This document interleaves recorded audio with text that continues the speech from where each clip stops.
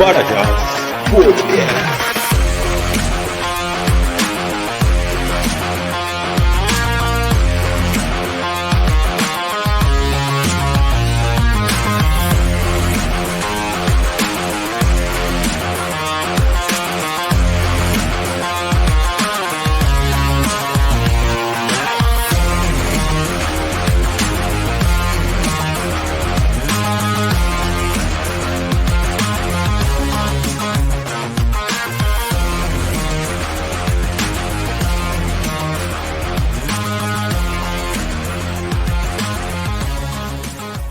Fala galera, saudações a todos, estamos começando mais um episódio do Parajás Podcast, o podcast do Instituto Parajás. Gostaríamos de pedir para que vocês nos sigam lá no Instagram, @Instituto Parajás, conheça também o nosso site, a nossa revista acadêmica. Eu sou a Daiane Stephanie, a vossa apresentadora de hoje, e lembrando, galera, que a gente grava esse podcast ao vivo aqui pelo nosso canal no YouTube, e depois nós disponibilizamos nas mais variadas plataformas de podcast. Se quiserem interagir conosco durante as gravações do nosso podcast, basta se inscreverem lá no canal do Instituto Parajás e sempre ficar atento toda vez que tiver o Parajás Podcast. Hoje, nesse quarto episódio da primeira temporada, para falarmos sobre um tema muito importante, vida acadêmica e saúde mental, de extrema relevância, nós vamos receber aqui uma convidada especial, a professora Janaína.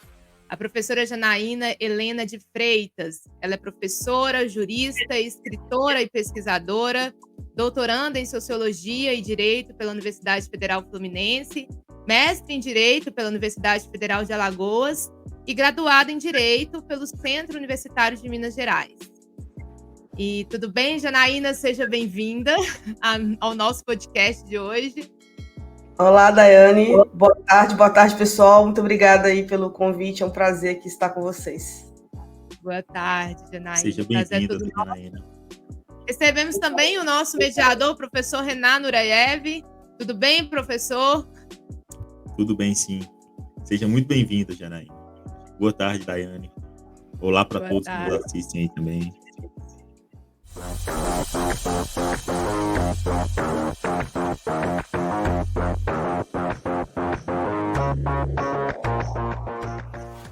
Então vamos dar início aí a esse papo, bem importante sobre vida acadêmica e saúde mental.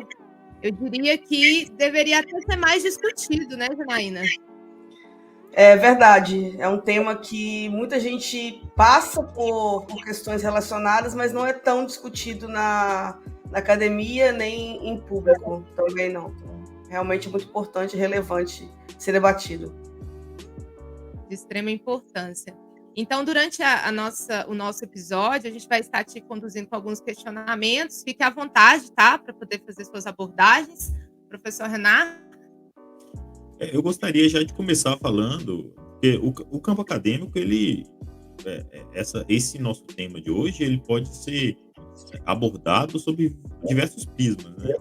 Mas eu gostaria de começar pela relação entre orientador e orientando. Eu vi que a professora Janaína, em seu perfil, ela trouxe lá um debate, né, uma conversa sobre esse assunto. O pessoal interagiu, né, contou várias histórias lá sobre situações com orientadores, né, algumas não tão legais. E aí eu gostaria que a Janaína comentasse um pouco sobre isso. Eu vi que a Janaína chegou a gravar também um vídeo sobre o assunto, né? E aí eu gostaria que você comentasse um pouco a respeito dessa questão de como que foi essa interação lá nos stories, o que o pessoal comentou, o que a gente pode tirar de lição aí dessa situação. Então, assim, inicialmente é importante que eu deixe claro que eu dei sorte, digamos. Eu tive boas relações, eu tive boa relação com a minha orientadora do mestrado, né, professora Olga. Tanto que a gente continua tendo contato mesmo depois que a gente terminou, depois que eu terminei o mestrado, e eu tenho atualmente no doutorado também uma boa relação com o meu orientador de doutorado. Então, assim, eu particularmente não passei por situações, mas convivi de perto com pessoas que sofreram de variadas formas com orientadores e além de tudo, por causa disso, a gente acabou levando para o Instagram esse debate, e era um debate que as pessoas no privado falavam comigo, né? Conversavam, relatavam situações com seus orientadores, e aí eu achei que valia né, trazer esse assunto mais a público, e a interação assim, foi maior do que eu esperava, e porque quando a gente, digamos, provoca o assunto e chama as pessoas para poder participar, aí que o negócio realmente corre mais solto. Por quê? Muita gente tem muita vergonha de falar. Muitos não sabem que isso acontece com outras pessoas. E no mestrado, no doutorado, há um certo ambiente que muitas vezes não é propício para essa exposição, por medo de mostrar vulnerabilidade. Então, a gente abriu esse espaço lá no Instagram, foi maior do que eu esperava a interação, com relatos de tudo quanto é tipo, desde questões mais simples de serem resolvidas, quanto a abusos mesmo, bem maiores. Então, assim, eu achei interessante por ser um tema que, se deixar, as pessoas não falam naturalmente. Então, eu vi que eu preciso realmente utilizar o espaço do Instagram e do YouTube também para poder trazer mais esse assunto e dar mais espaço para as pessoas, sabe? Para poder falar, porque é uma questão até de utilidade pública ali daquele espaço, né? Eu gostaria de complementar a pergunta.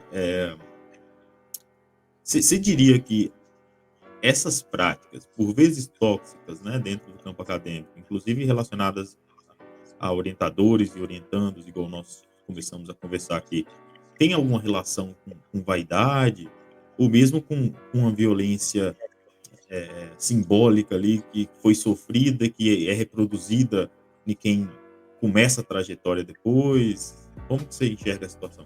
Antes, eu gostaria só de também fazer esse comentário que eu também, graças a Deus, tive boas relações com meus orientadores. Eu também não passei por nenhuma situação dessas, né? Mas a gente sabe que acontecem com muitas pessoas, né?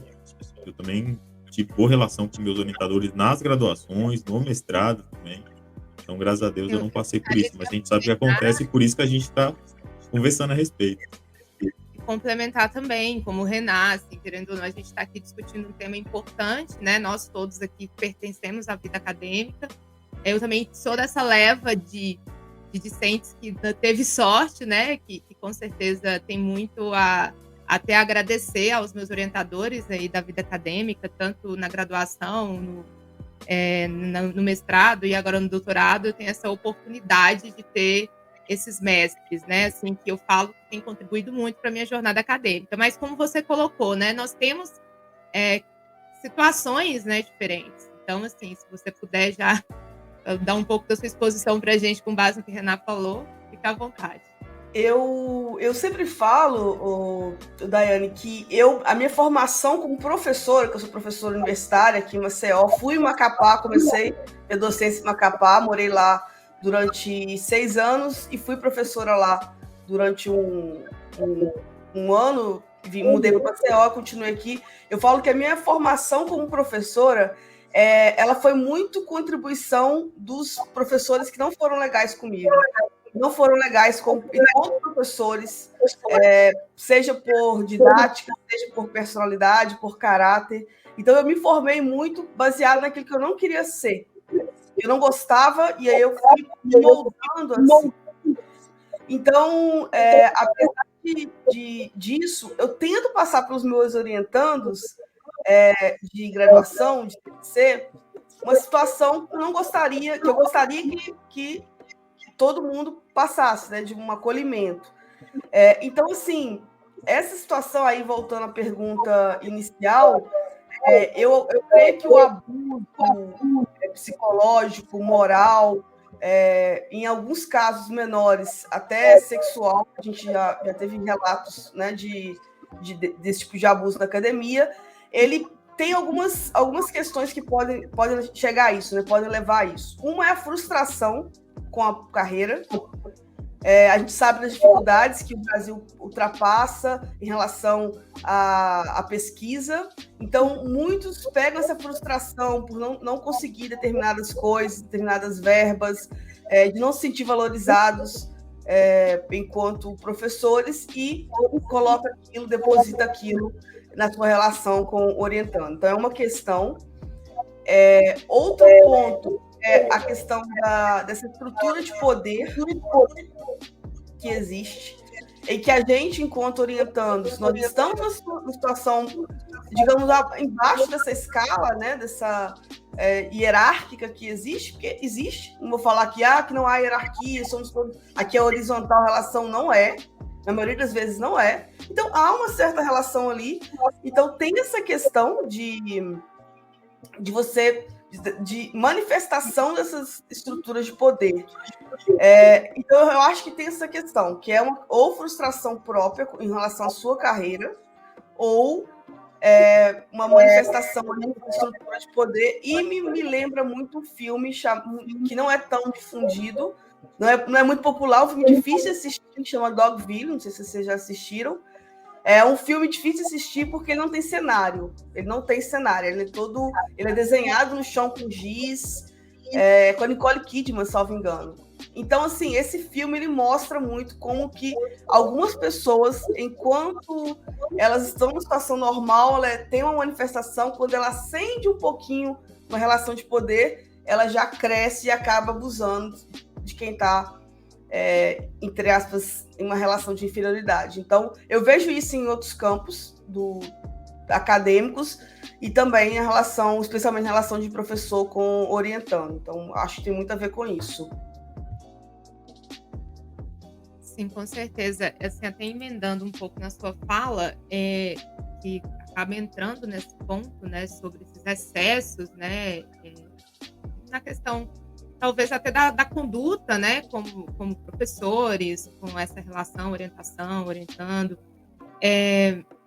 Nós tivemos um episódio, né, recentemente, inclusive foi noticiado aí na mídia, segundo as notícias que foram divulgadas, nós tivemos a morte de um jovem, né, durante a apresentação de TCC, que provocou revolta aí em colegas, né, parece que tiveram até manifestações pedindo a justiça por Guilherme.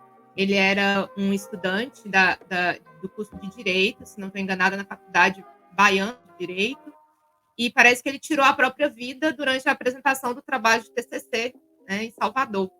E, segundo os relatos que foram divulgados na mídia por colegas e familiares, o Guilherme, que tinha apenas 24 anos de idade, segundo essas informações, ele foi extremamente humilhado, né, por uma professora na banca avaliadora, né, enquanto ele apresentava o TCC, e essa professora parece, segundo essas informações, que teria feito duras críticas, e até mesmo um desmerecimento da carreira acadêmica, né, dele. Claro, foram as informações que foram divulgadas na mídia, a gente sabe que um ato desse, a gente não está aqui para julgar isso, mas pode ter inúmeros outros, né, motivos e pontos que a gente não vai ter dimensão e não vai ter conhecimento, mas segundo as informações da mídia, de acordo com testemunhas, ele não teria sequer esperado ali o último avaliador começar a falar, ele desligou o computador e se jogou de um prédio, né, onde ele morava lá na capital baiana. E ele parece que era um estudante extremamente dedicado, já havia passado na OAB, prestava serviços de defensoria pública, era assim, considerado muito dedicado, muito excelente assim, com o trabalho, como estagiário, e causou revolta, né? Assim, esse tipo de acontecimento nos choca, né? Nos leva a refletir. Claro que a gente está sendo informado pela mídia, por vários pontos da mídia, mas a gente não sabe, a gente não convivia, a gente não entendia. Mas que ponto a gente pode pensar em saúde mental quando a gente analisa um fato que chega, né, nessa situação, um acontecimento desse? Assim? O que você, na sua concepção, inclusive, que foi motivada a falar sobre esse assunto, justamente por ouvir relatos, com certeza, de pessoas próximas, né, que estão vivendo a academia e que estão sentindo alguma pressão de alguma forma, que sentem talvez até mesmo, eu digo que às vezes dá um sentimento de incapacidade, né? A que ponto, nesse caso, dessa ocorrência absurda, infelizmente, a que ponto, para chegar nisso, a gente poderia avaliar essa reflexão da saúde mental? Então, eu acredito que foi um caso, obviamente, que chegou ao extremo, mas são esses extremos que infelizmente, quando acontece, levantam para discussões na sociedade sobre práticas que acontecem, que não são novidades, mas que precisam ser revistas. A questão das bancas, da banca de TCC, a banca de dissertação, que eu assisti várias, e de mestrado, que precisa muito ser discutida, é a agressividade de alguns professores em relação às pessoas que estão ali sendo avaliadas. Primeiro que você só vai para a banca um trabalho que deveria, aí já tem uma outra questão, especialmente na graduação e no mestrado, doutorado, eu não tenho tanta notícia, mas que deveria ter sido minimamente lido pelo orientador, lido e corrigido pelo orientador. E aí, os orientadores, que às vezes assumem muitas orientações, acabam pegando uma leva muito grande de alunos, e tem aqueles também que não pegam tantos, mas que também não dão muita atenção. Existe. E aí acaba que vai para bancas alguns trabalhos que precisariam passar por revisões. Então, só de deixar um trabalho, que eu não estou falando que é o caso dele, porque realmente a gente não teve acesso ao trabalho, mas que eu já vi pessoas que tiveram o orientador assinando, tá tudo ok, não pode mandar, e chegou na banca, virou um circo de horrores. Mas, no sentido de, faltou aí uma correção do orientador. Então, tem essa questão. O segundo ponto é que a gente precisa escolher melhor as palavras, né? É muito possível você fazer críticas, e nós que somos da área acadêmica, a gente, toda aula, é possível que a gente faça uma manifestação, uma aula de mestrado, e o professor criticar aquela manifestação, mas tem muito a ver com a forma, como é dito, né? Muitas vezes o conteúdo está correto, mas a forma em que é falada faz com que todo o conteúdo seja esquecido. Então, esse caso, essa fatalidade que aconteceu na Bahia, desse aluno que, pelo que a Defensoria Pública falou, os defensores, ele era um estagiário bem dedicado, muito correto com o trabalho, tinha passado na OAB, então, que a gente sabe que não é fácil.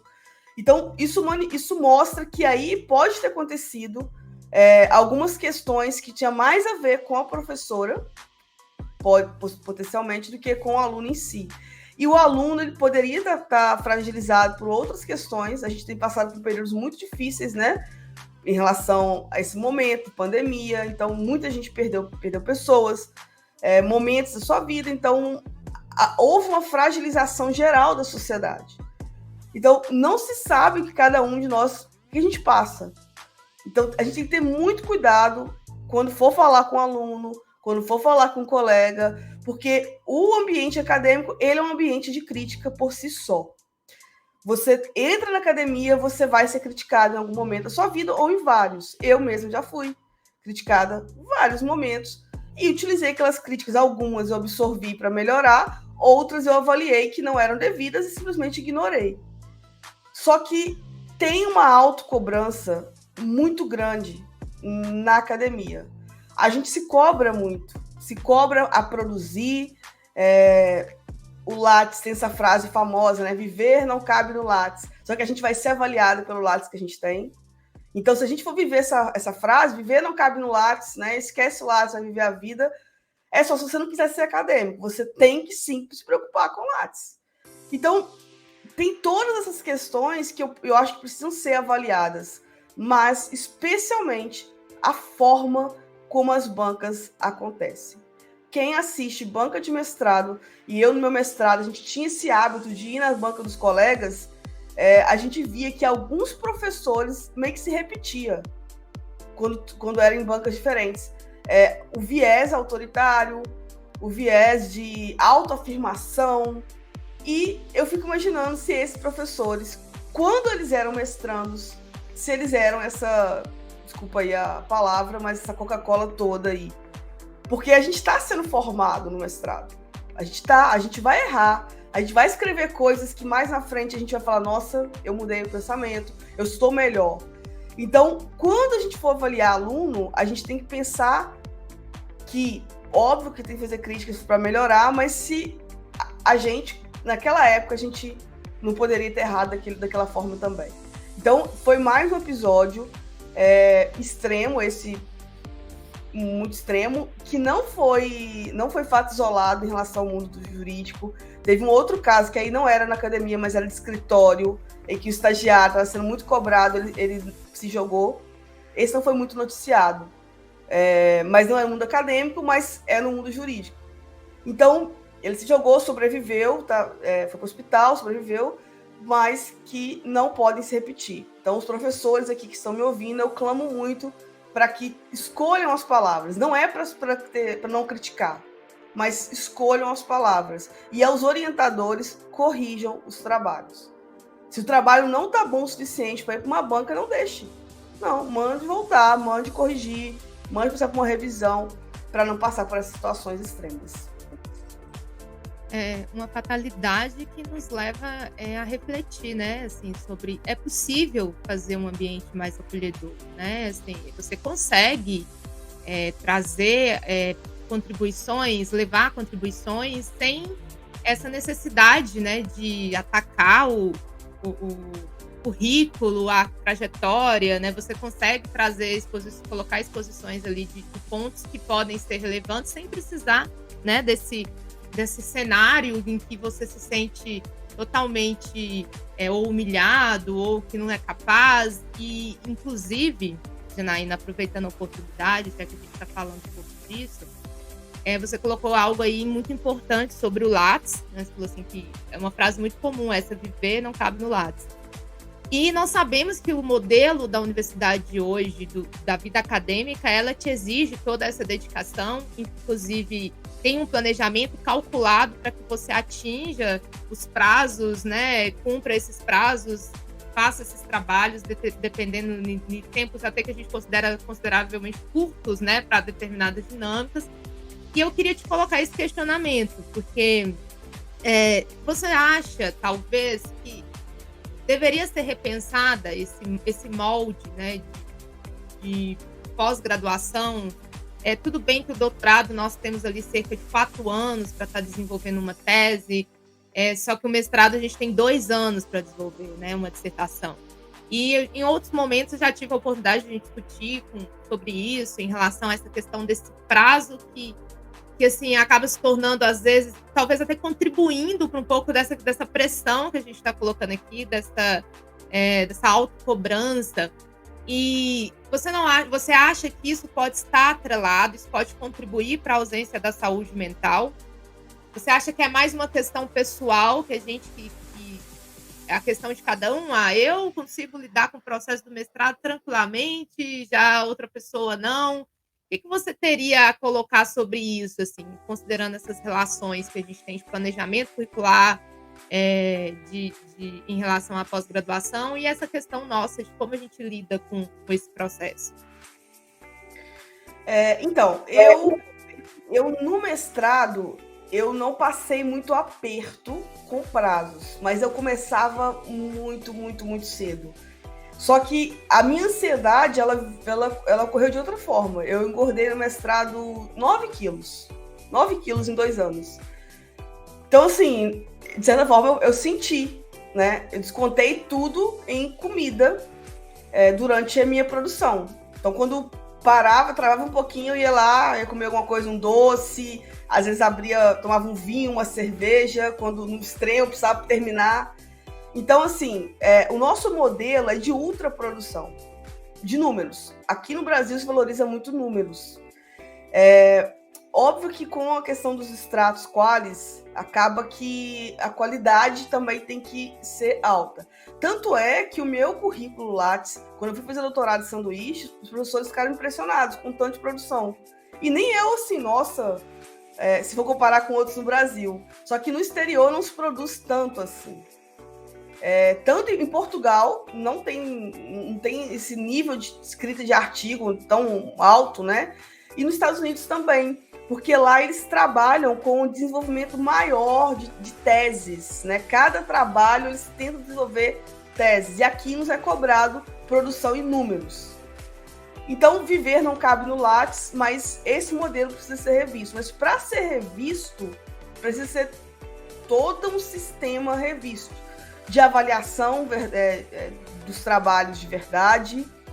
A gente sabe que algumas revistas tem algumas questões que precisam também ser revistas da forma de você conseguir publicar artigos nessas revistas.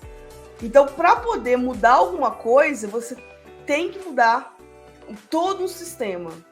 E esse sistema brasileiro, ele é um sistema que é fundamentado nos números, né? Nos números, porque senão, se a gente não produzir, a gente não vai conseguir ascender ali. Por exemplo, eu acabei de me submeter a um processo seletivo simplificado para um curso da Universidade Estadual de Alagoas, é um curso para servidores, e a avaliação foi unicamente currículo. Então, eu fiquei em primeiro lugar para minha vaga, eu consegui, vou dar esse curso na disciplina que eu escolhi, mas você via ali pessoas que, se você dormia um pouquinho no ponto da produção, eles ficaram para trás. Eles não conseguiram. Por quê? Publicaram muito durante um período e aí depois eles pararam de publicar. Então, sim, é uma questão que precisa ser revista, esse nosso modelo. E a outra questão é essa mercantilização de produções que a gente vê na internet, de algumas pessoas, que obviamente não vou entrar aqui em nomes, mas que também pregam uma possibilidade de você produzir de maneira em massa e em grande volume.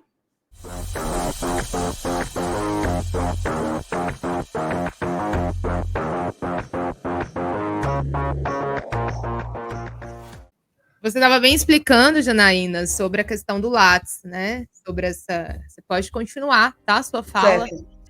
Então, o modelo brasileiro, ele é um modelo de ultraprodução, de muitos números, né? Para você conseguir determinados cargos, crescer, você precisa mostrar um extrato qualis produzindo em revistas, e além de tudo, há uma falta de espaço para novos acadêmicos, tanto que tem professores que não produzem há muito tempo, mas que continuam lá. Então, a gente que está começando assim, né, fazendo doutorado, mas que tentando galgar postos na área acadêmica, crescer, precisamos realmente produzir muito. Então, isso tudo, esse modelo de ultraprodução, essa pressão que há por escrever, os prazos, e assim, eu ouso dizer que eu ouço mais pessoas no mestrado passando aperto do que no doutorado. O doutorado é uma questão mais, assim, você precisa escrever realmente uma coisa inovadora, de qualidade. No mestrado você precisa escrever rápido, logo, já tem outro prazo ali. Então, tudo isso contribui para que o ambiente acadêmico não seja muito propício à questão da saúde mental. Inclusive, assim, só para poder finalizar essa parte, é uma coisa que eu converso muito, tanto no Instagram, né, que não é qualquer coisa que você vai produzir, e converso muito com os meus alunos. Por quê? Porque se entrar nessa onda de produzir qualquer coisa para poder ter números, chega uma hora que as pessoas vão ler o que você escreveu. Aí tá lá, tá publicado, tá no mundo, né? Então, isso é muito importante ser revisto, né? Com certeza. Aquela questão também da qualidade, né? A gente preza pela qualidade. Dependendo do contexto, você vai fazer a pesquisa, cria uma pesquisa apenas para cumprir um prazo, a gente acaba não conseguindo atingir o objetivo da pesquisa no Brasil, de fato, né? Então, assim, eu já tive a oportunidade, né, de conversar com algumas pessoas sobre isso, que dependendo desses números, a busca desse alcance desses números, a gente tem que prezar pela qualidade. Então, com certeza, acredito que esse trabalho que você faz no Instagram sobre isso, né, o cuidado, inclusive que é o nome da pessoa que está indo no trabalho, né, aquilo ali fica registrado, e sem falar que a pesquisa ela alimenta, né, o país de alguma maneira, então a gente tem que prezar por isso. O modelo acaba sendo um pouco exigente. Ele é um exigente, o modelo, eu creio que ele seja exigente, mas não tem ainda uma contraprestação adequada, sabe, para gente. Seja em questão de verbas para pesquisa, seja em questão de concurso público, enfim. Eu converso muito disso com alunos, porque eles precisam estar preparados. E só falando uma questão que a gente falar no início, a questão da forma, né, como que a gente fala as coisas e tocar nos assuntos. Eu também gosto de preparar meus alunos para o que eles vão encontrar, para também eles não chegar achando que vai ser só palmas, tá?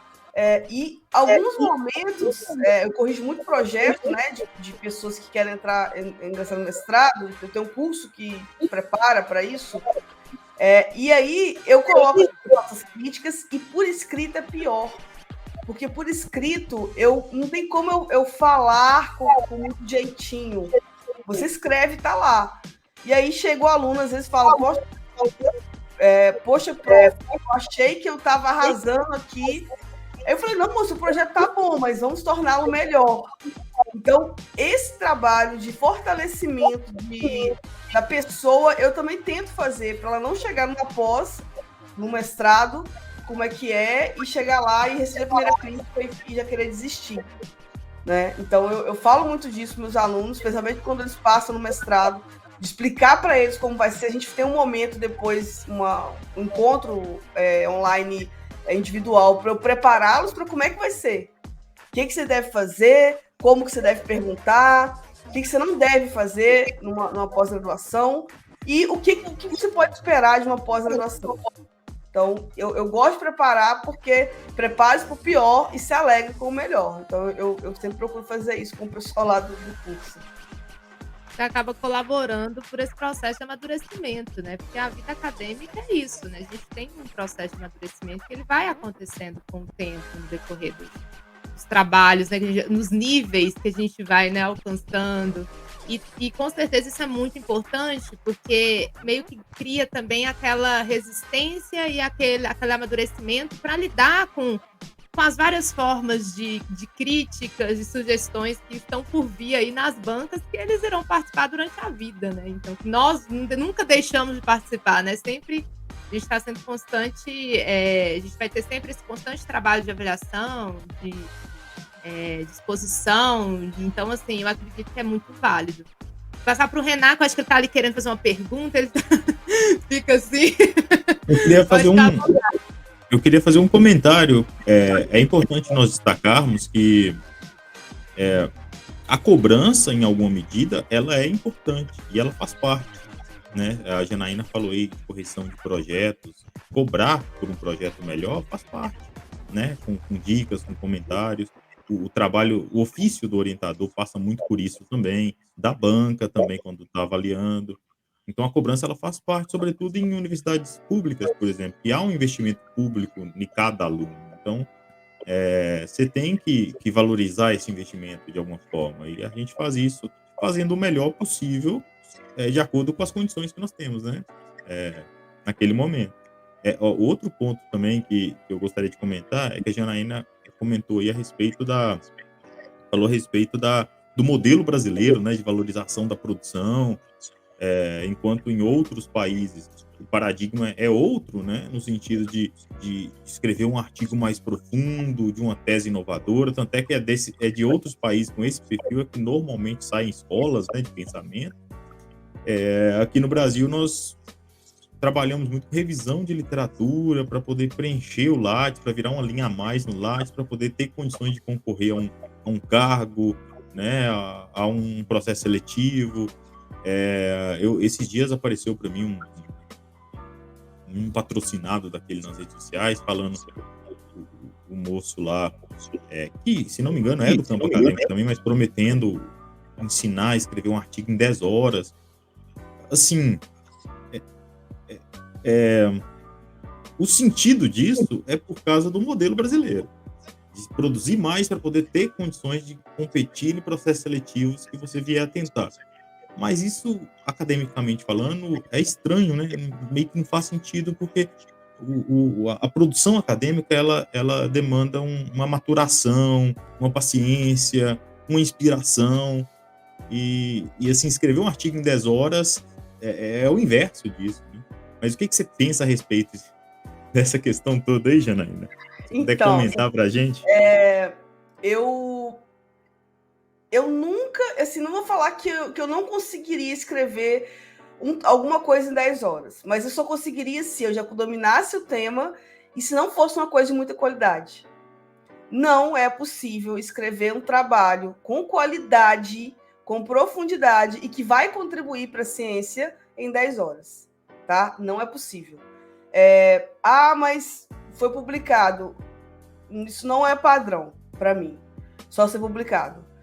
Então, assim, eu acho que propagar essas coisas de que é possível é você contribuir para que esse modelo seja apenas de números, né? Porque você não desenvolve uma tese em 10 horas, uma construção de uma ideia que vai realmente alterar o status quo da ciência naquele espaço, né?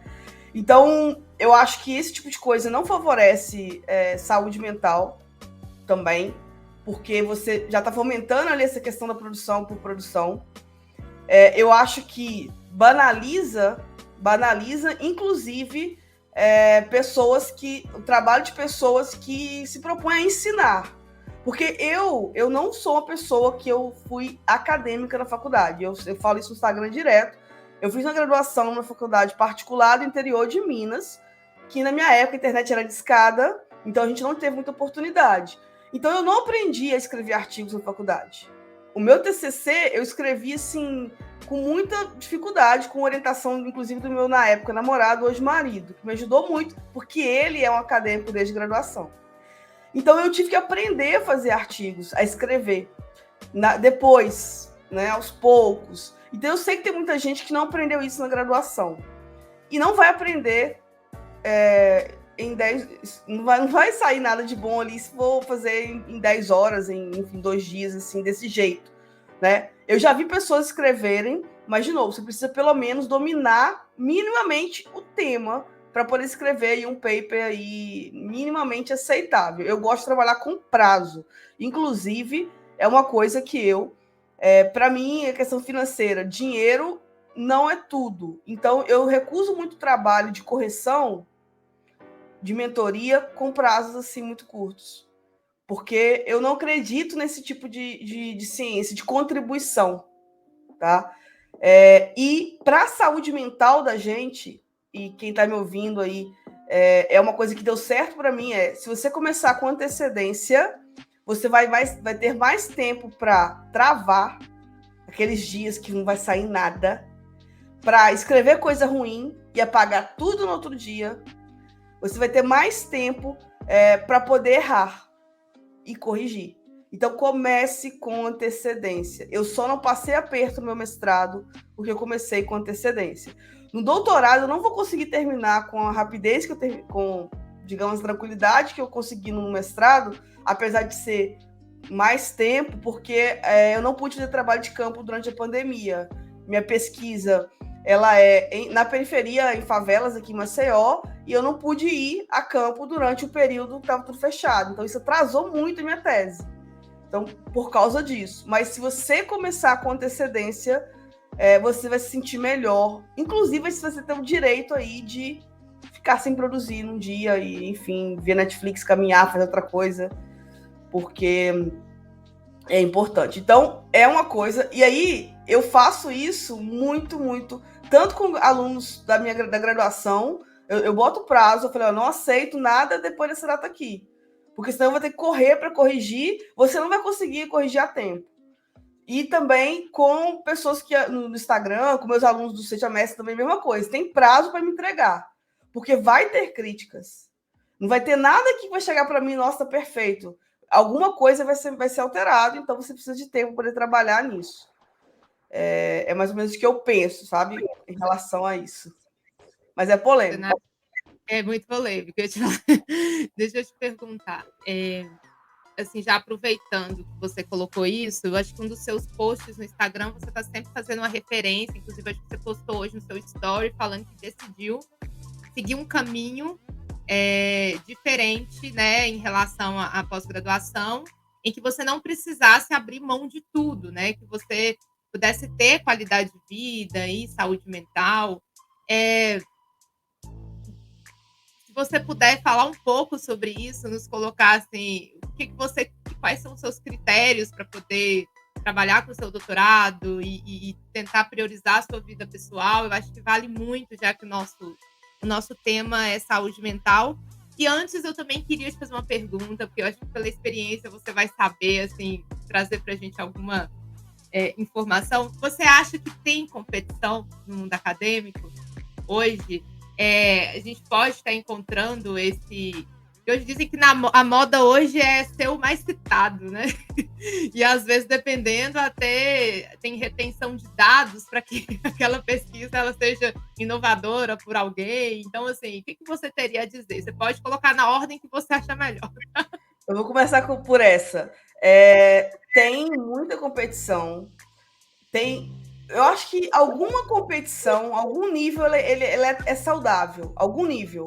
Mas quando a competição ela passa muito para questões pessoais, em que há ofensas, em que há parte para o pessoal, aí já não é legal.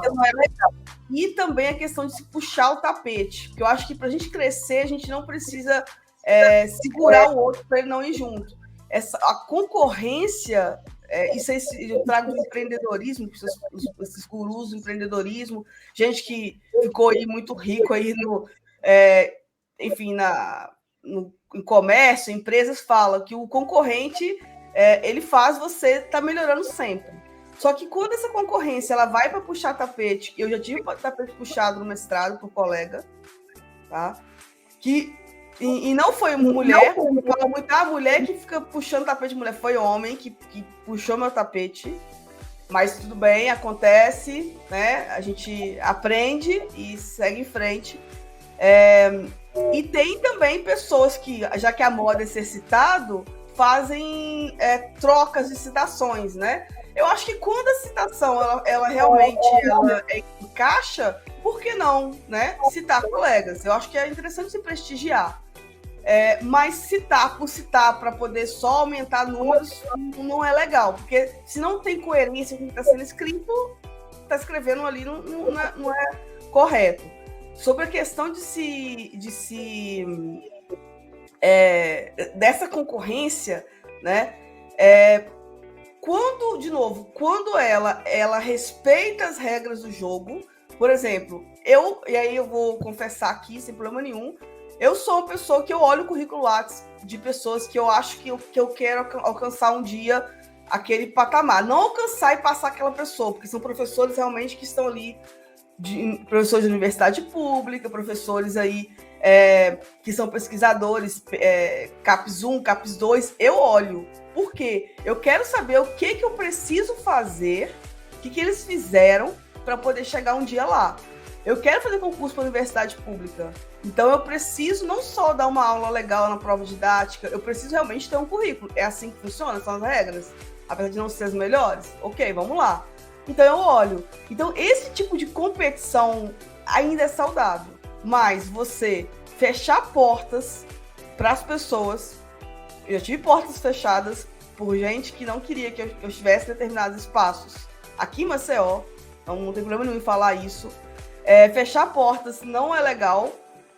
Óbvio que a gente tem algumas preferências, né? Você inventar as coisas para poder diminuir o outro, para ele não ascender e não acessar determinados espaços, isso é desleal. Então, assim, a concorrência, se ela for dentro dessas regras, ela é legal, mas se ela passar por questões de ter que pisar no outro, inventar as coisas, prejudicar para você crescer, você está aí crescendo em cima de um ambiente falso. Então, eu penso isso. Sobre a outra questão, que é o que eu prego muito, que é uma vida equilibrada, com desequilíbrios pontuais, tá? Não vou falar que... Eu nunca virei uma noite escrevendo artigo, escrevendo dissertação, nem virei tese, nunca virei. Zero. O máximo que eu fui, eu acho que foi até, sei lá, meia-noite, algo assim, que eu tava naquele ritmo, não queria parar. Mas eu nunca virei. Então, assim, a minha vida, ela tem desequilíbrios. Eu falei que eu engordei aí uma quantidade considerável durante o mestrado, porque eu desequilibrei essa parte. Então, não foi um desequilíbrio pontual, foi um desequilíbrio que passou do ponto. Mas, assim, eu fiz coisas que meu marido também é da área acadêmica, ele faz doutorado no Rio também, em outra universidade, é do direito também. E ele, às vezes, ele fala, você é doido, eu não faria isso se eu estivesse no seu lugar. Por exemplo, no meu primeiro ano de mestrado, ele foi fazer um curso na Alemanha, e aí era a oportunidade de eu conhecer a Europa. Nunca tinha ido, e eu fui. No primeiro ano. E não levei computador. Eu fiquei 20 dias, durante as férias, que era o tempo que o pessoal estava escrevendo os artigos, eu fui. Porque eu comecei lá atrás a escrever. Eu fui zerada. Eu saía, fazia as coisas aqui em Maceió durante o mestrado, eu participava das coisas, eu não fui ausente o tempo todo, como muita gente para poder escrever. No meu doutorado, eu morei um ano no Rio de Janeiro, e eu morei um ano com a minha melhor amiga. A gente conheceu na faculdade, então, assim, foi um ano em que eu trabalhei à distância, mas eu diminui muito minha carga de trabalho, porque eu fiz uma organização financeira para isso. Então, eu estava assim, muito por conta do doutorado. Então, durante segunda a sexta, eu era muito focada. Eu sempre com os textos lidos, e sábado e domingo, eu fui muito show. Eu fui desde Sandy Júnior, a Los Hermanos, a Arctic Monkeys, eu fui a Tardezinha, Grande Encontro, Skank, tudo 2019. Foi o ano que eu mais fui em show da minha vida. E não passei aperto.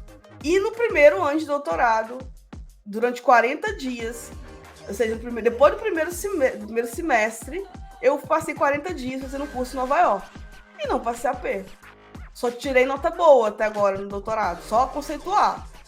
Por quê? Porque eu coloco lá que eu preciso fazer isso, eu quero fazer aquilo, então o que eu preciso fazer com antecedência? Aí eu tiro, aí fica dica pro pessoal aí, eu corto da minha rotina aquilo que é supérfluo.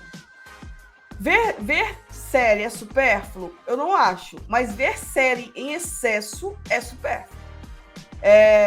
Então, assim, eu gosto de assistir filme, gosto de fazer essas coisas, mas a gente perde muito tempo em celular. Então, eu posso cortar o tempo aqui vendo TikTok, vendo essas coisas e produzir um pouco mais se eu pretendo, daqui a 15 dias, fazer uma viagem. Então, eu vou compensando na minha rotina. Então, trabalhar com agenda, trabalhar com planejamento. E outra coisa, a dica que eu dou também, não faça planejamento na segunda-feira de manhã. Faça o seu planejamento ou na sexta-feira à noite, à tarde, né? Quando você terminar seu dia, ou no sábado, ou até no domingo, mas não faça na segunda. Tá? É uma coisa que eu acho que é muito importante. Por quê? Porque você já começa a segunda executando, né? Então, para mim, isso é importante. Então, ter uma rotina, ter agenda, para mim é essencial. E o que está me ajudando muito, Daiane, também, é acordar cedo. Eu sou do Clube das 5 para fazer atividade física. Acordo aí quase todo dia 10 para 5 da manhã, muito cedo para muita gente, mas meu corpo ele acostumou. Tanto que final de semana, 6 horas, 6 e meia, eu tô acordando. Aí eu fico chateada, porque eu posso dormir domingo até mais tarde e tô acordando. Então eu acordo segunda, quarta e sábado, 10 para 5 da manhã, para fazer atividade física na orla. E terça, quinta e sexta eu acordo entre 6 e 6 e meia. Isso me deixa mais ativa durante o dia. Todo mundo tem que ser Clube das 5? Não, mas você tem que fazer aquilo que vai te ajudar a ficar mais ativo. Então, acho que não sei se eu respondi, mas de novo, uma vida equilibrada com desequilíbrios pontuais é o que eu quero levar para sempre aí.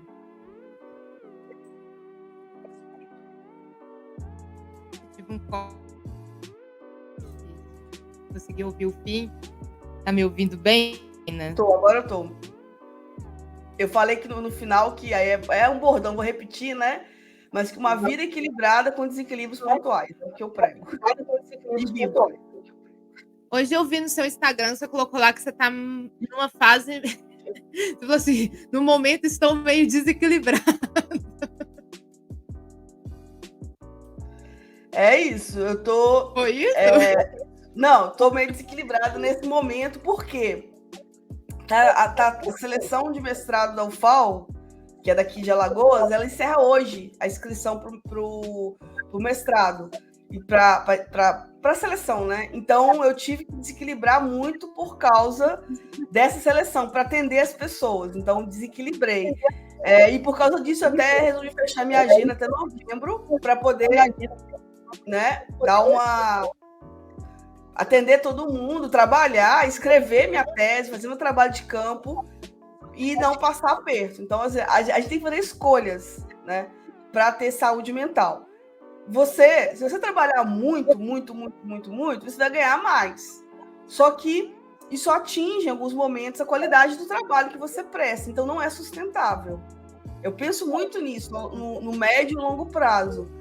Por mais que eu abra mão financeiramente de alguma coisa agora, eu penso muito no trabalho a médio e longo prazo. O trabalho mal feito, ele tem frutos negativos.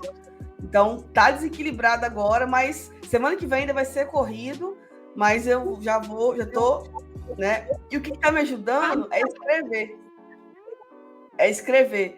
Fazer diário tem me ajudado. E eu não sou uma pessoa de expressar muitos sentimentos, muitas emoções. Então, eu estou escrevendo, eu estou fazendo colagem, que é uma coisa que eu nunca fiz, que é cortar coisa de revista e colocar, porque eu preciso desse momento, ouvindo uma música bem leve, colocar meus sentimentos assim, ir no papel e escrever. Tanto é que eu já combinei com uma amiga minha que, se eu falecer, para ela pegar esse diário e jogar fora, porque não quero que ninguém leia. Mas então, fica de dica também para as pessoas. Até esse momento, fazer aquilo que vai deixá-la mais em paz para poder começar o dia, né? Eu não sei o que vocês fazem para fazer isso, mas é a minha dica. Eu te pergunto, porque assim, provavelmente em quem esse podcast chegar, pode ser muitas pessoas que estão nessa fase, né, de escrita, seja de dissertação, seja de tese, seja de TCC. Assim, muito se orienta que você tenha pelo menos 1 hora por dia de dedicação. Mas a gente sabe que nem todo dia você consegue escrever como você gostaria, né? Tem dia que sai uma linha, tem dia que sai uma página, 10. Então, assim, é muito relativo esse processo. E dependendo do nível de pressão que a pessoa faz, eu, por exemplo, sou uma pessoa extremamente ansiosa. Hoje pode ser que eu sento aqui e vai fluir 10 páginas. Pode ser que amanhã eu ficar numa sequência sem nada. Então, assim, que é dentro da perspectiva da saúde mental, que eu acho que muita gente pode passar, inclusive sua dica, eu acho muito interessante. Vou até anotar para começar a organizar minha vida. Mas, assim, um ponto que eu sempre me questiono, que a gente tem uma tendência, quando a gente está na pós-graduação, acho que muita gente que chegar a ouvir esse podcast está na mesma situação. Você falou coisas aí que eu achei muito interessante. Você disse que você viajou, que você conseguiu a shows. Eu sou assim, se eu for ali num lanche, eu já começo a me punir. Eu tinha que estar sentada na frente do computador escrevendo a tese.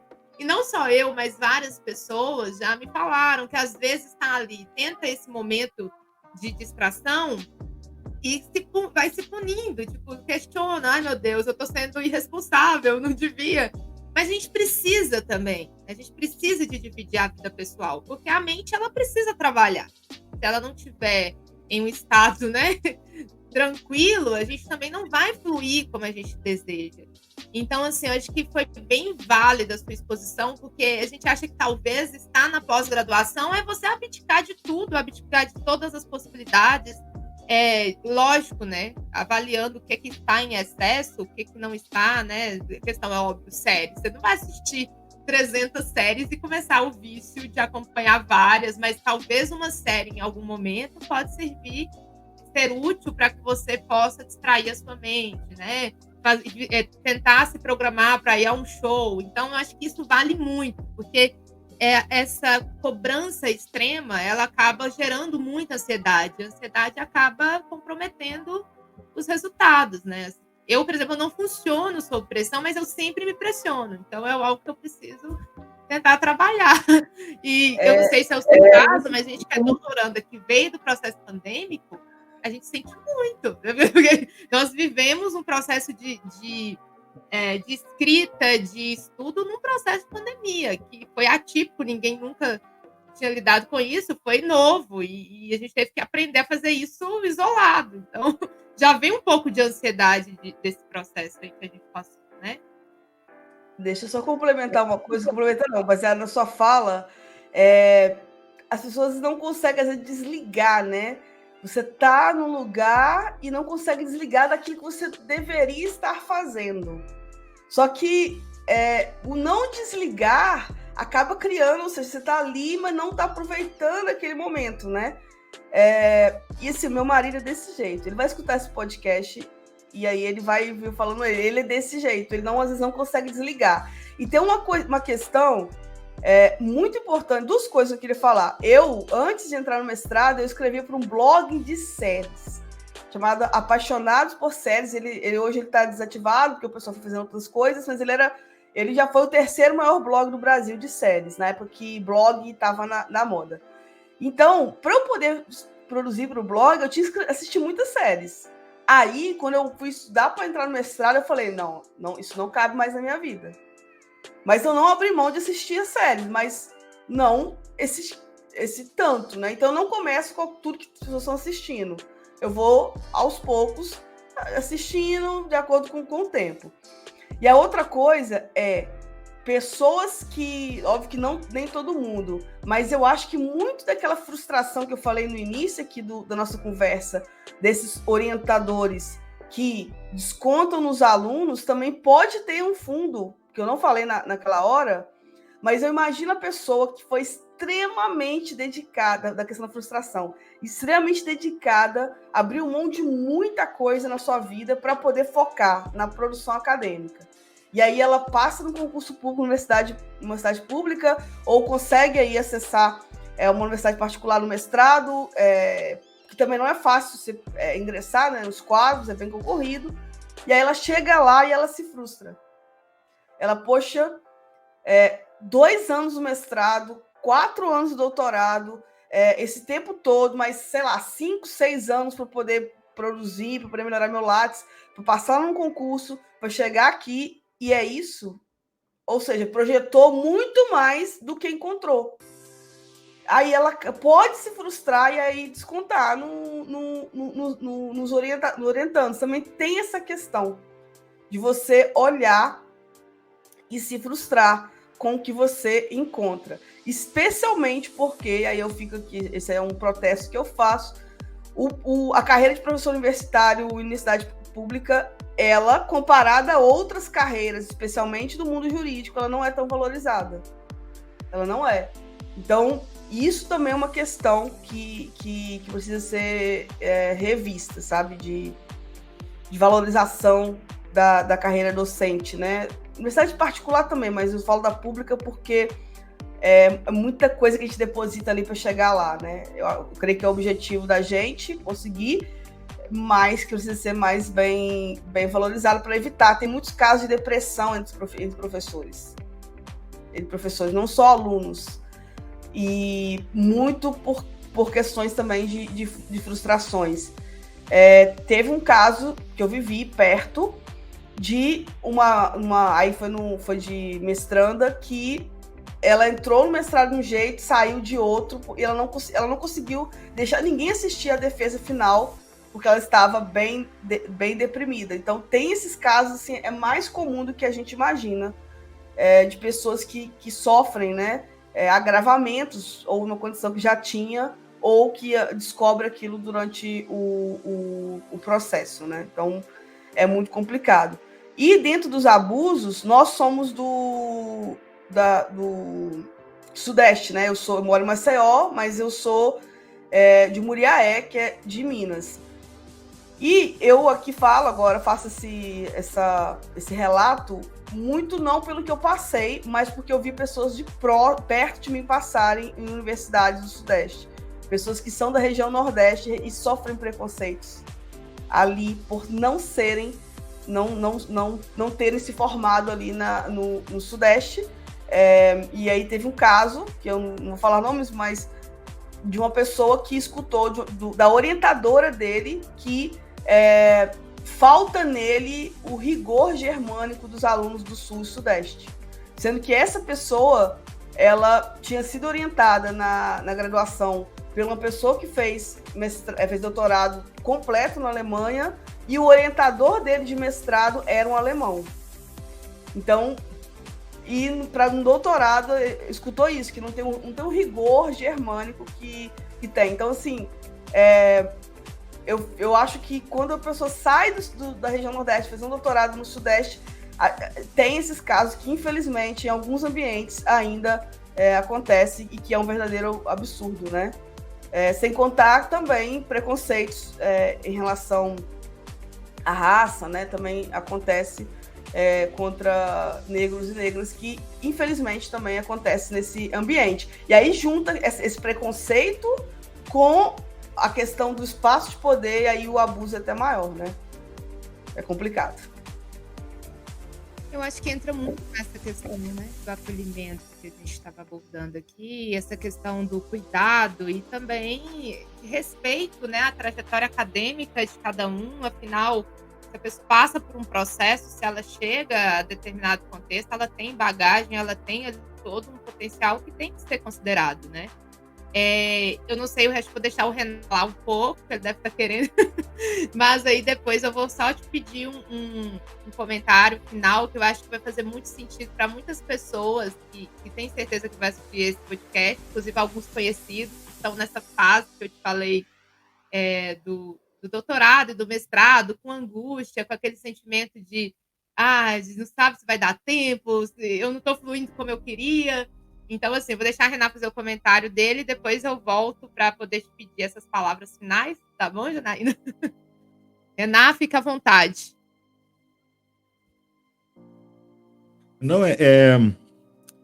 eu já ouvi alguns depoimentos de amigos, amigas que passaram pelo mestrado, passaram pelo doutorado, e aí eles, ao compararem um mestrado com um doutorado, eles entendem, eles concluem que o doutorado é um processo mais tranquilo, pelo prazo, né?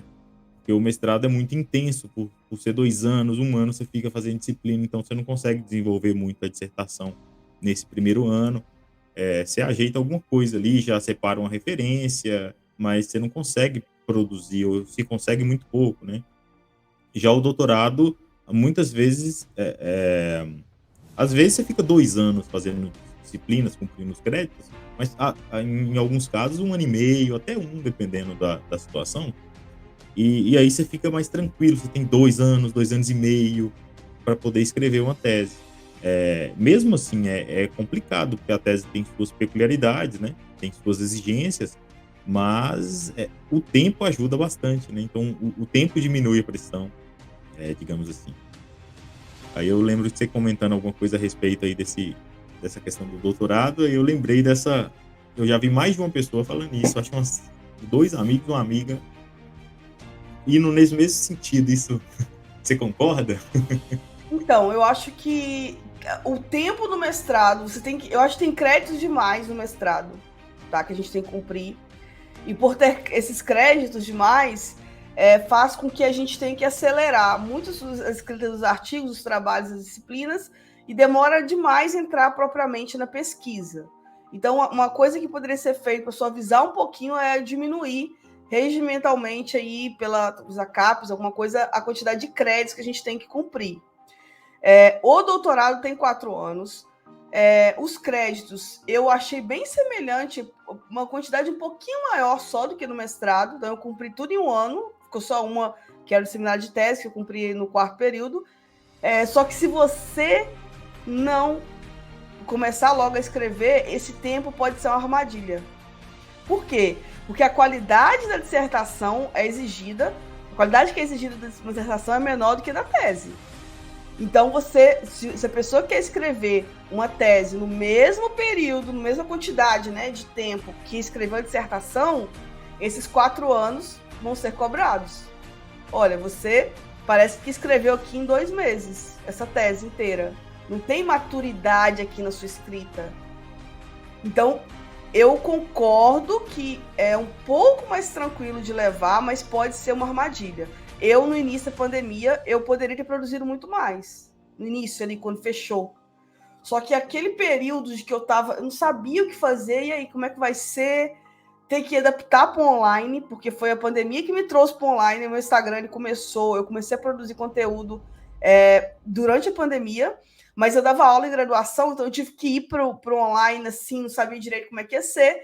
E assim, muita live aí, sertaneja, muita live com amigos, e eu meio que dormi um pouquinho no ponto. Ou seja, esse tempo de 4 anos foi menor. Poderia ser maior, poderia ter aproveitado melhor. Então, é mais tranquilo em relação ao tempo, mas quem está me ouvindo e que não vá pro doutorado achando que a qualidade vai ser a mesma, exige de você em relação ao doutorado do que no mestrado. A qualidade é maior, se exige mais de você. Então, a cobrança ela é maior também, né? Então, eu penso muito assim, sabe? Que depende muito de como você leva. Oi? Aí cai dentro daquilo que a gente conversava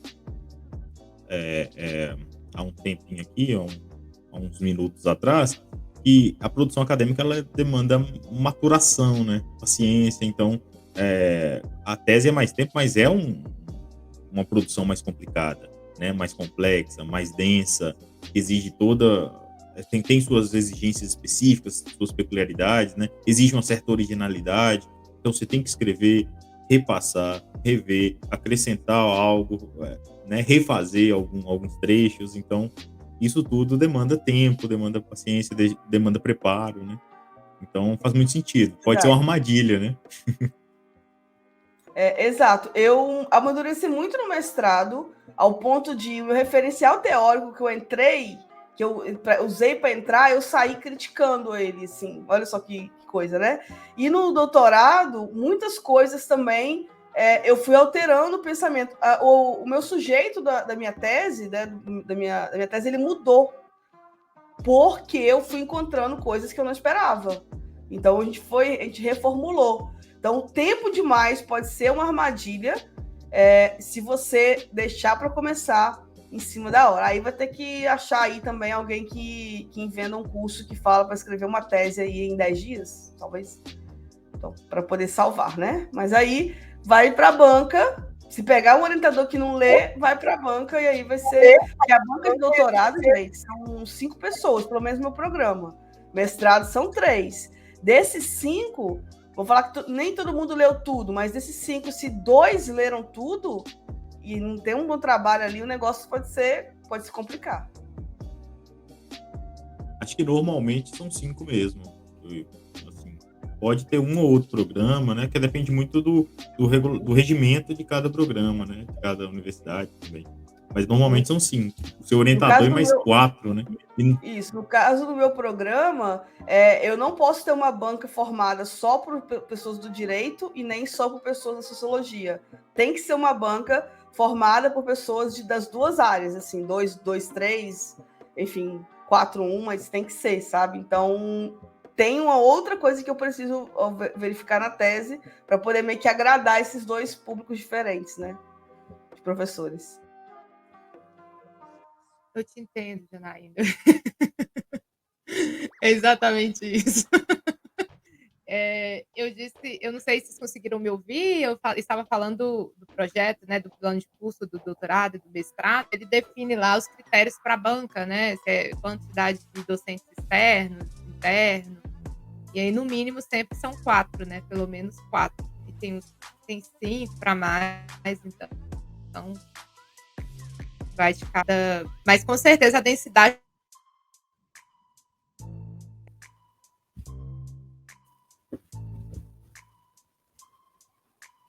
está fraco. Tá me ouvindo agora? Estou te ouvindo. Então, Janaína, aproveitando então a oportunidade, a gente já está caminhando aí para mais de 1h30 de live, né? Com esses cortes aí, está dando quase 2 horas. Eu queria que você, já que a gente tem com certeza público que vai estar assistindo aí, que passou por aqui e com certeza talvez esteja nesse processo de mestrado e doutorado, quais seriam as suas dicas para quem está nesse momento da escrita, que tem aí um prazo para cumprir, que tem não só o prazo da escrita da tese ou da dissertação ou do TCC, mas tem inúmeras outras, que a gente sabe que são inúmeras outras atribuições que a pesquisa pede, às vezes, né? Uma produção acadêmica, nível de revista de tal conceito, ou participação em um determinado evento. Então, assim, para essa pessoa que está nesse pique, nessa dinâmica toda de vida acadêmica, quais são suas dicas para que ela consiga passar por esse processo? Você deixa aí de conselho para passar por esse processo com saúde mental, sem precisar adoecer, sem precisar de entrar num processo de depressão, de ansiedade, e pode fazer suas considerações e suas considerações finais também, tá bom? Então, a primeira coisa que eu recomendo é que antes de propriamente começar a escrever, é fazer uma reflexão, principalmente se for para um lugar, eu recomendo que vá para um lugar sozinho, num quarto, enfim, e olhe para a própria vida e veja o que é realmente essencial naquele momento, né? O que é realmente essencial? Amigos são essenciais? São. Mas eu preciso encontrar, 4 vezes por semana? Será que eu não posso reduzir? A atividade física é essencial? Mas em excesso ela prejudica, né? Então, olhe para a sua vida, celular, muito cuidado para poder não ficar ali, porque você entra num looping ali e não sai. Então, olhe para a sua vida, vê a sua rotina, o seu cotidiano, se observe e veja o que pode ser cortado. O que é supérfluo, o que não vai te levar ao objetivo que você tem naquele momento. Primeira coisa. A segunda coisa é você realmente se planejar. E aí eu faço planejamentos semanais do como vai ser a minha rotina, e eu não aceito que eu não cumpra pelo menos um percentual que eu determino naquela semana do meu planejamento. Óbvio que incidentes acontecem, questões podem acontecer. E eu recomendo também que a pessoa tenha um dia para pendências. Isso para mim é muito importante. O que é isso? Pendência é tudo aquilo que você precisa resolver, mas eu quero que você classifique qual o grau de urgência daquela pendência. Ela é, por exemplo, marcar dentista é urgente? Olha, para fazer uma limpeza não é, mas se é uma dor de dente, tem que marcar na hora. Então, se não for urgente, coloca um dia específico para pendências. Por exemplo, sexta-feira é um bom dia para isso, para você marcar um dentista, para você pagar as contas, óbvio que não fora do vencimento, mas para você fazer coisas que você não pode abrir mão, mas veja se você tem que fazer naquele momento ou não. Isso são pequenos ajustes que vão ajudar a você, quando você sentar para escrever, você já pensando em escrever. Não no que você tem que pagar, no dentista que você tem que marcar, no exame que você tem que marcar.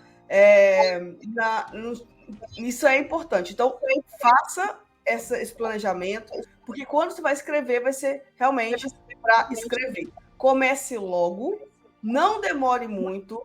Não, eu quero que quem esteja me ouvindo aqui, que pense no prazo, que você consiga ver o prazo bem lá na frente, não muito próximo de você, porque você, de novo, você vai ter tempo para errar, para travar, para refazer, se estiver ruim. Então, isso também é muito importante. E elimine excessos. Qualquer coisa que você estiver fazendo em excesso, atividade física, sair demais, não é legal. Dormir demais também não é legal. E aqui eu durmo bem, tá? Eu durmo, em média, aí, 7 horas por noite. Eu acordo muito cedo, mas 10 horas eu estou apagando. 9h30, quando eu não dou aula à noite, 9h40, eu estou lá já. Então, porque para mim faz sentido aquilo.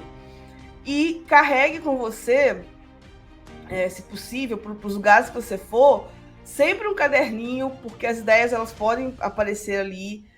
E há momentos que você consegue otimizar o seu tempo por exemplo, em consultórios, que é um negócio que é extremamente chato, leve alguma coisa para poder ler, para poder passar seu tempo lá dentro do seu planejamento. Se o seu planejamento te permite não fazer nada, tudo bem também, não precisa fazer. Mas com tempo, com prioridade e eliminando os excessos, acaba que vai dar tudo certo, tá? É o que eu recomendo. E uma coisa que me ajuda muito é já ler fichando. Fichando, assim, os artigos, os trabalhos, já tirando o que eu achei que é importante, que pode me servir na tese. A minha maneira de produção, só rapidamente falando, eu leio muito, assim, dentro daquele ponto que eu me propus, e aí eu já vou tirando as coisas, depois eu paro e vejo, tá, isso aqui é para qual capítulo, isso aqui é para qual tópico, e aí eu vou colocando lá dentro essas referências bibliográficas. Eu posso nem usar, mas estão lá dentro dos capítulos. Então, a minha tese ela é organizada no Word, capítulo 1, 2, 3 e 4, e cada um desses capítulos tem alguma coisa, alguns bem mais desenvolvidos do que outros, mas tem. Então, é uma coisa que eu acho que vale muito a pena a pessoa fazer, organizar. E não se espelhe nos outros, se esse espelhamento não for algo que você realmente achar que faz sentido para sua vida e que vai ser produtivo. Eu acho que é importante. Converse com os colegas, gente. Tem muita gente passando pelas mesmas situações que vocês. Em outras palavras, ter vida e fazer a pós-graduação, fazer o TCC tranquilamente, né?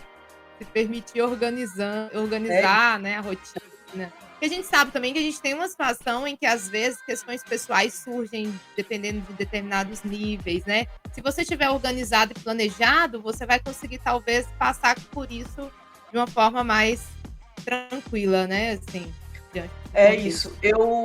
É engraçado, né? Que a gente acha que sabe o que as pessoas precisam, né? Uma das aulas que eu dei no meu curso, que foi mais assim, que o pessoal gostou mais, é uma aula chamada Como Conciliar a Vida Pessoal, Profissional com a Acadêmica.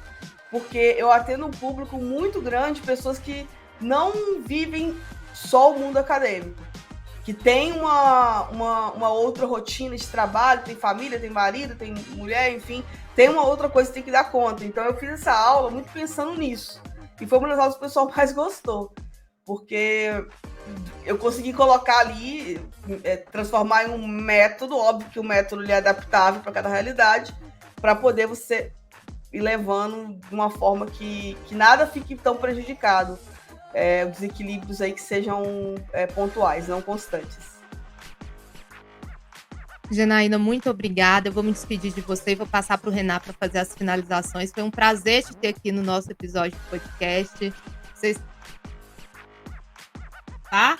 E foi um prazer. Vou continuar te acompanhando lá e vou passar para o Renan para ele fazer as finalizações, despedir também e para que possa te indicar para você divulgar o seu trabalho, tá bom? Obrigada. Obrigada a você. Então, muito obrigado, Janaína, por ter aceitado esse convite, por ter participado aqui com a gente. Foi um ótimo momento, um ótimo bate-papo. As suas lições aí foram preciosas. Eu tenho certeza que muita gente vai se identificar, né, com essas dicas, com esses conselhos. Então, no mais é agradecer mesmo.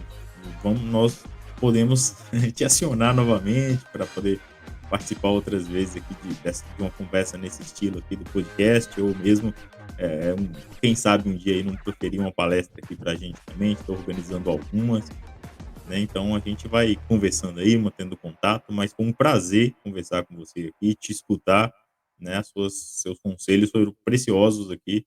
Eu tenho certeza aí que muita gente vai abraçar, né? E aplicar em suas vidas.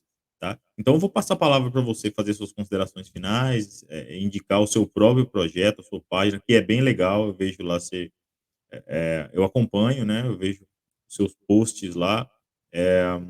Fala muito sobre vida acadêmica, né? Sobre mestrado, doutorado, projeto de pesquisa. Eu vejo que você toca um pouco nesse assunto também da saúde mental. Eu vejo que você faz posts sobre exercícios físicos. Você encaixou isso na sua agenda, né, para além desses compromissos com estudo, com trabalho. Então, isso é bem bacana. Agora você compartilhou com a gente também a questão das séries, né? Eu sempre assisto na hora do almoço, às vezes antes de dormir eu assisto também um pouco. Então é interessante nós termos também esse momento, né, de lazer, de descontração, né, para poder, né, isso é muito importante. E aí você compartilhou um pouco disso com a gente, aí eu vou passar a palavra para você fazer suas considerações finais, mas desde já, muito obrigado, tá? Por ter participado aqui conosco desse podcast, desse episódio 4. Foi muito bom mesmo, muito produtivo. É um tema importantíssimo e interessantíssimo, né? Porque faz parte da vida da gente, não só dentro do campo acadêmico, mas no trabalho, no estudo, desde a educação básica também. Todo mundo tem esse tipo, tem em algum momento algum tipo de angústia, algum tipo de ansiedade, né? E essas estratégias, né? Essas dicas, esses conselhos, os seus comentários aqui hoje pode ajudar muita gente, né? Então fica à vontade.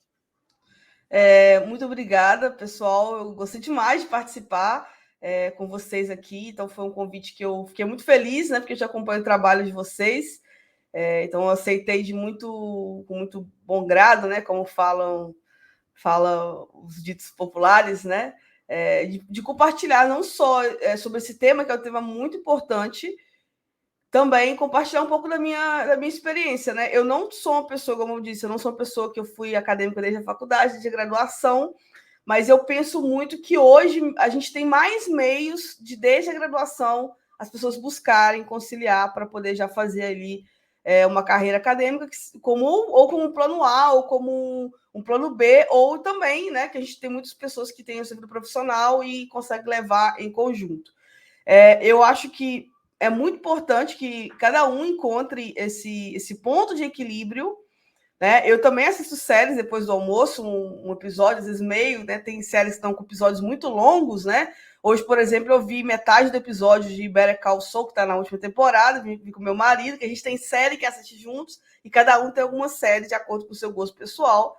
Então, não é para abrir mão de tudo, tá? Vai ter momentos que você vai precisar abrir mão, mas que sejam momentos não muito longos, porque isso não pode ser uma constante na sua vida. Então, veja aquilo que realmente faz sentido para vocês. Eu falo sobre vida acadêmica, uma vida acadêmica equilibrada, com desequilíbrios pontuais, no meu perfil lá, que é o Prof. Janaína H.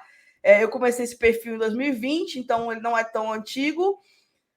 Estamos fazendo 2 anos agora, em agosto, e o meu intuito é no Instagram e no YouTube, que agora eu estou investindo mais tempo no YouTube, tentar falar de uma maneira mais simplificada, especialmente para pessoas que não tiveram oportunidade de, na graduação, ter essa vivência acadêmica. E aí a gente tem essa é a missão lá do nosso Instagram. Então vai ser um prazer aí dialogar com vocês também no Instagram, quem está ouvindo aí a gente, sugeriram posts, sugeriram vídeos. Eu vou ficar muito feliz aí em receber esses pedidos, né, por vídeos. Eu produzo muito, eu sempre gosto de produzir com antecedência também, mas às vezes vem um tema que alguém pede, eu falo, não, vou fazer sobre isso agora. E aí paro e vou lá e faço. Então, muito obrigada, pessoal. Fico muito feliz pelo convite e voltarei aí quantas vezes vocês acharem por bem me convidar, a gente está aí para poder contribuir. Muito obrigada. Nós que agradecemos. Então, é isso. Muito obrigado mais uma vez, Janaína. Um Renan, abraço aí a a revista também pra gente, o Instagram. mais uma vez, lembrar vocês aí de seguir também lá o nosso Instagram do Instituto Parajás, tem o Instagram da revista Parajás também, e visitem o site da revista também, deem uma olhada lá, cadastre-se na revista como autor, como leitor, como avaliador também, né? A gente está sempre buscando aí avaliadores das mais diversas áreas aí das ciências humanas e sociais aplicadas. Então, nós conhecemos você, convidamos vocês a conhecer o nosso projeto Parajás como um todo, né? Nosso perfil do Instituto Parajás, da revista Parajás, visitar os nossos sites também. E acho que é isso. Agradecer mais uma vez aí a Janaína, a atenção de todos que nos ouvem, que nos assistem aí, e encerrar por aqui. Um grande abraço aí a todos e até a próxima. Abraço, até a próxima.